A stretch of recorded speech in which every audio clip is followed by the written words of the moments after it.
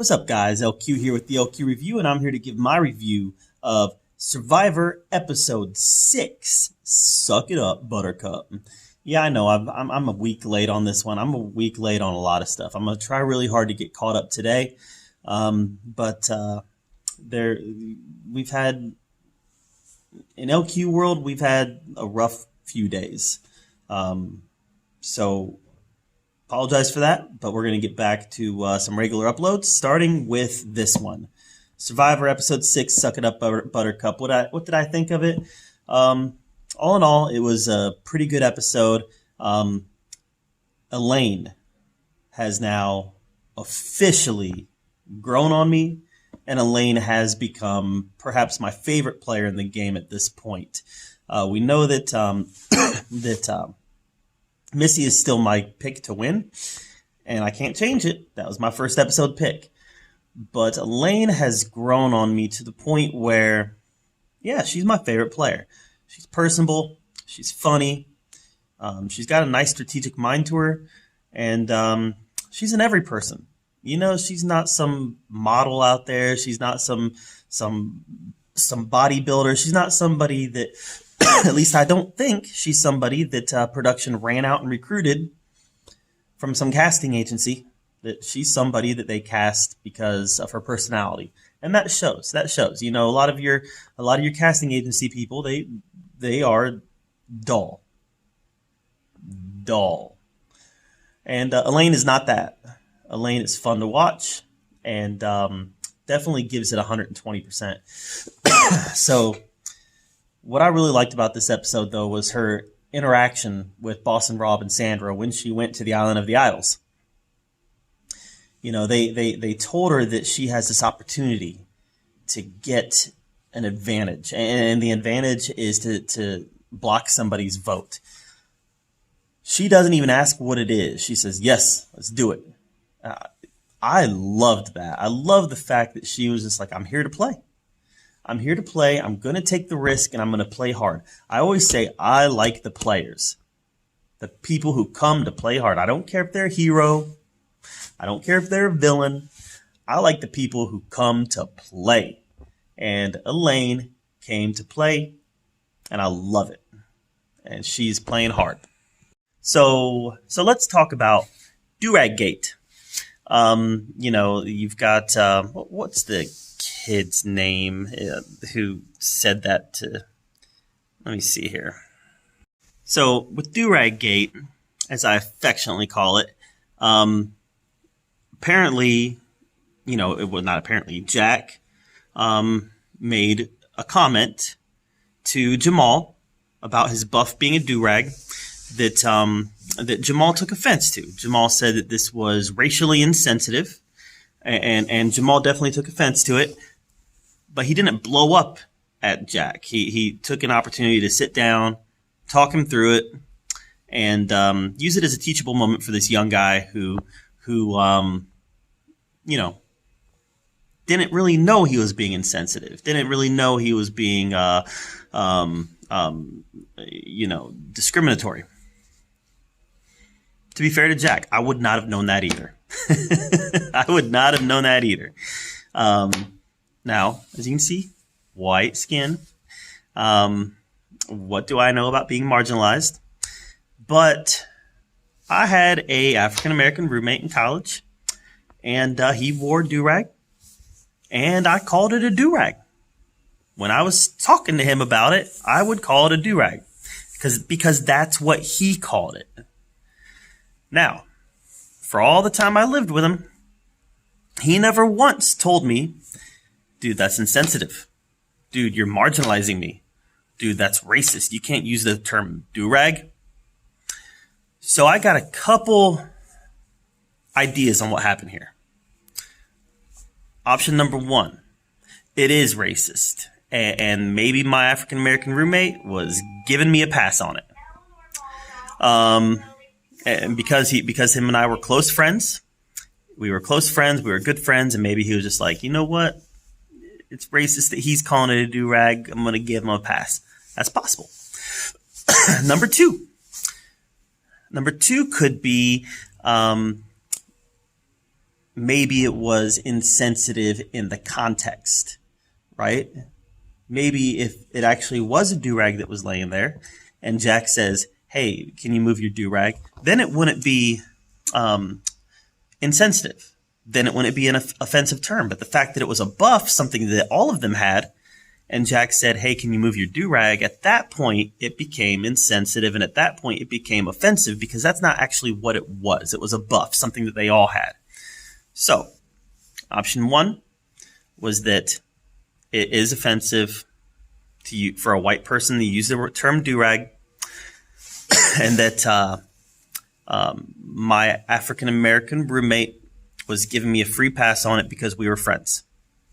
Option 2 is it was only insensitive. It was only marginalizing him in the context from which it was said, from the context in which Jack said that that is a do-rag, because it wasn't. But the only reason he said it is because Jamal is a black guy. That's another option.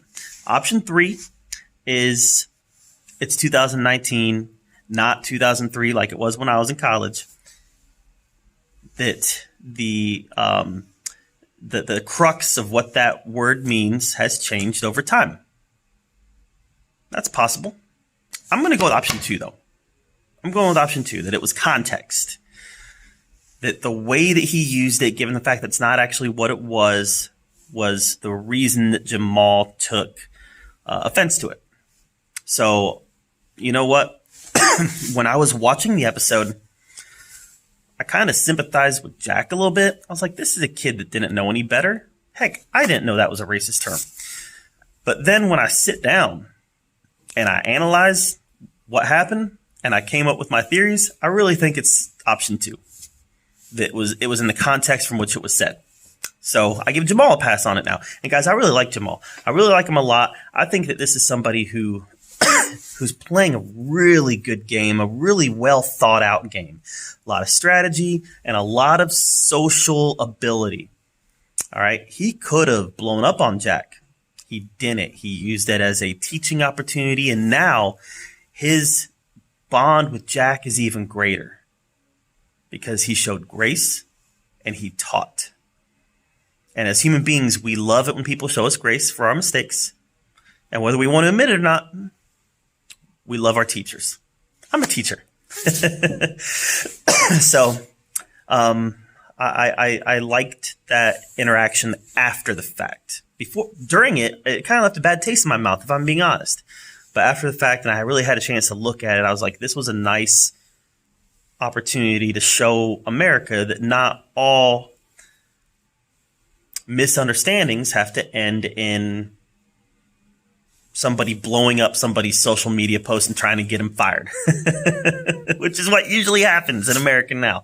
What? You said something I don't like? Oh, I'm gonna tag your work.